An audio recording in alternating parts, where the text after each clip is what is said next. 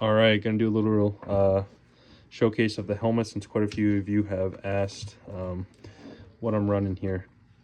So starting off on the side here, Princeton Tech admin light starts off red, goes to blue, then off, and then if you go from red, hold down, will give you a white light. This is actually pretty bright for night. And then if you go from off and you hold it down, you'll get an IR light. Coming down to the sides, we got OpsCore amps on axle. Gosh, I can't remember what they call it on their actual mounts. I really do like the setup. I feel like you get a lot better retention against your head with the amps. The only thing I do not like is I wish they could pop out, like how the Peltor adapters, you can snap them out, because these are either on or off. I mean, if you take them off, they're all the way out here, then you'll hit your head on, hit them on doorways or whatnot.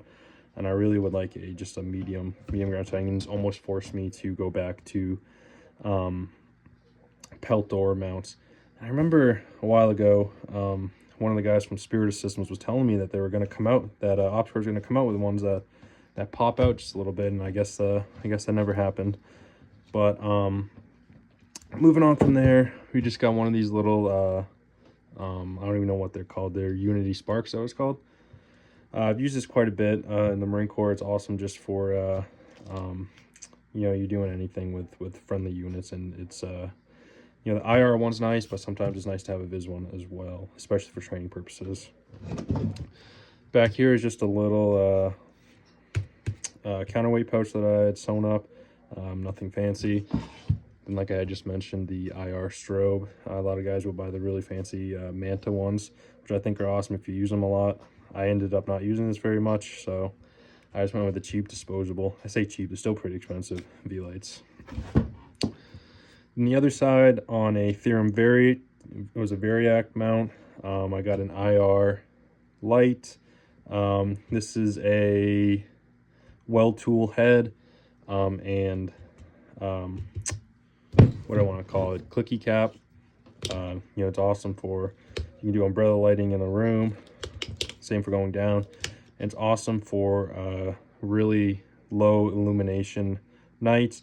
This thing is a laser beam, not literally a laser beam, you know, like on a laser, like on a laser aiming module, but it is very bright and has a decent focus to it, so you can see, you know, well past 100 yards. I haven't tried it further than that because I'm limited by the tree line here, but really awesome. The one thing that I would not use this for in a military setting, you know, as a civilian now I use it quite a bit, is this, when the battery's in it, this lights up red when it's on, so that you know that the IR is shining, which is just simple as changing the tail cap or doing something different, but I really like to be able to know that the IR unit is on.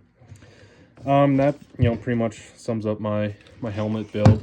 Not too fancy, not too much going on. I like to keep it slim and streamlined, so it's not hitting off a bunch of things.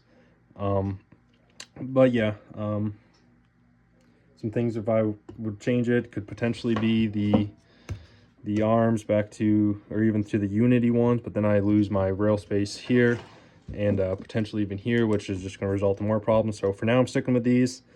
But yeah, that's my helmet build.